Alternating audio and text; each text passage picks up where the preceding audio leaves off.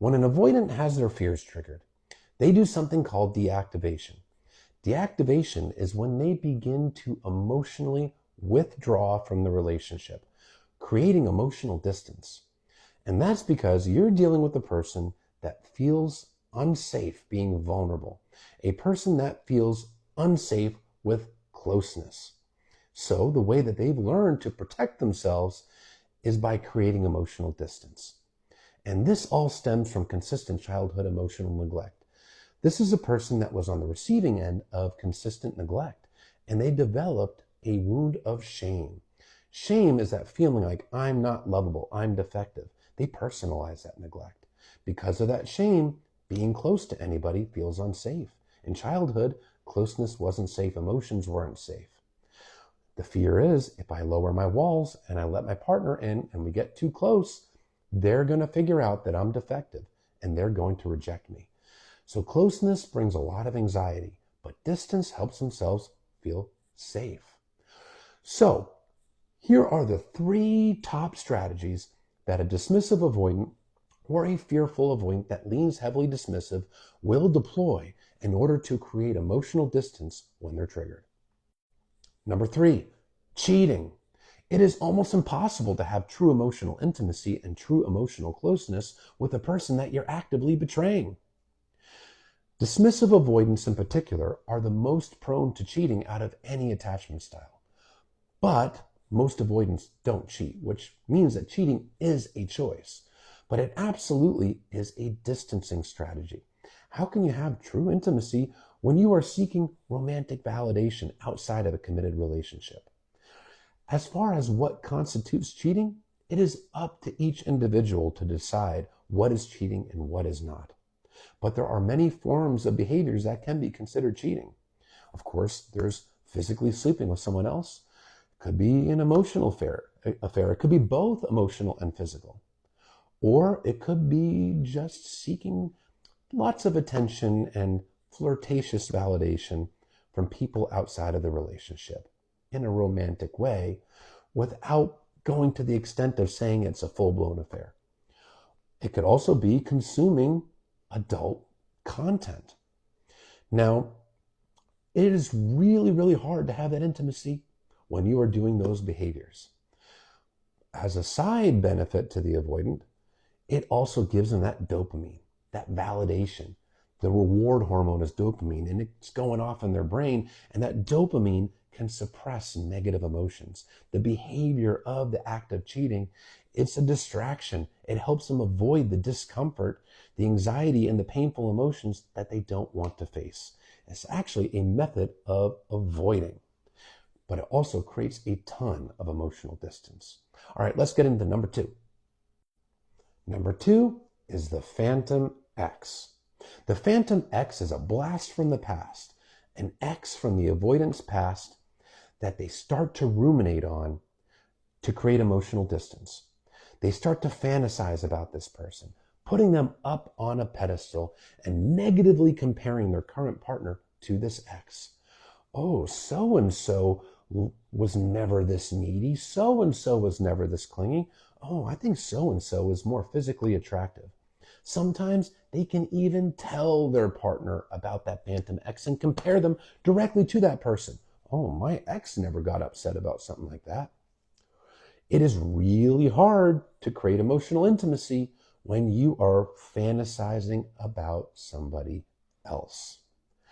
And that Phantom X gives them the excuse to have one foot out the door because it perpetuates the mindset that there's always something else better out there. And as long as there's something else better out there, it justifies their urge to flee the relationship when things get too real, when they get too close.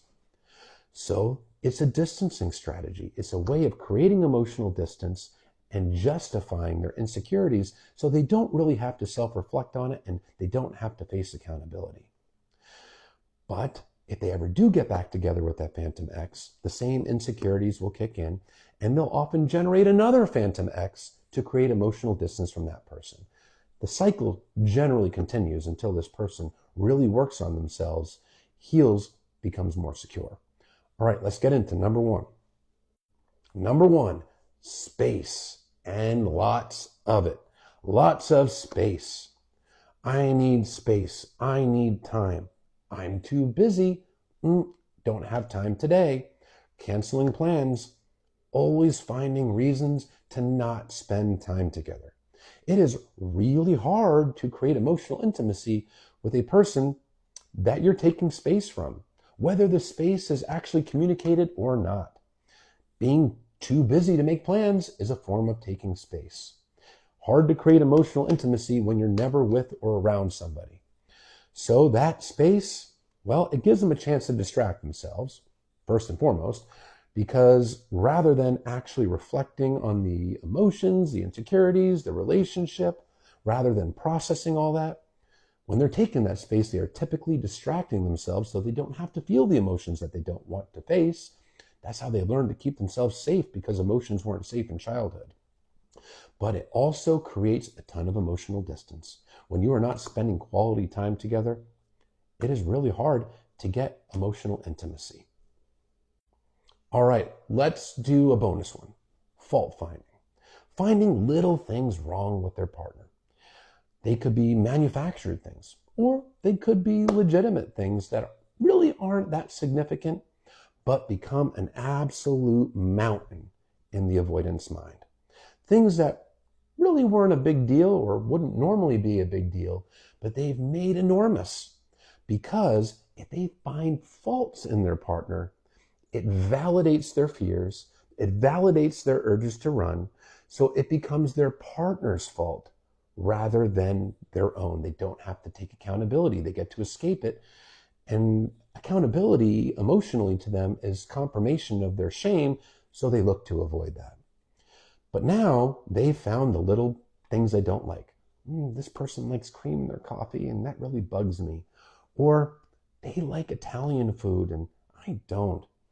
Or they love to scuba dive, and I'm more of a snorkeler. They're an outdoorsy person, but I only like the outdoors sometimes. They love to travel, but they really want to do the museums and stuff, and I'd really rather travel and do the tours and the restaurants. Little incompatibilities, faults that they find in their partner, but they can go one or two ways with this. They can internalize it and just find those faults in their own head to create that distance and urge to run, or they could take it a step further, especially if they're fearful avoidant, but dismissive can do this too, and nitpick their partner, criticize them, find little faults and zing them with it to create conflict, and conflict creates emotional distance. If you're constantly getting nitpicked, it's hard to be emotionally close to somebody. And it can cause their partner to feel like they can't do anything right, like nothing's good. But that fault finding is absolutely a distancing strategy. Now, if your avoidant partner or your avoidant ex use any of these, understand it's not because of you and your worth. It's because this person is uncomfortable with emotional intimacy, and they look for ways to create space to feel safe again. It's not because of you or anything that you did wrong. It is their maladaptive coping strategy, meaning it's the way they learn to defend themselves, but it's maladaptive, which means it's actually not helpful. It doesn't help them or anybody else. It's actually counterproductive. And it's not a reflection of you at all or your worth as a partner.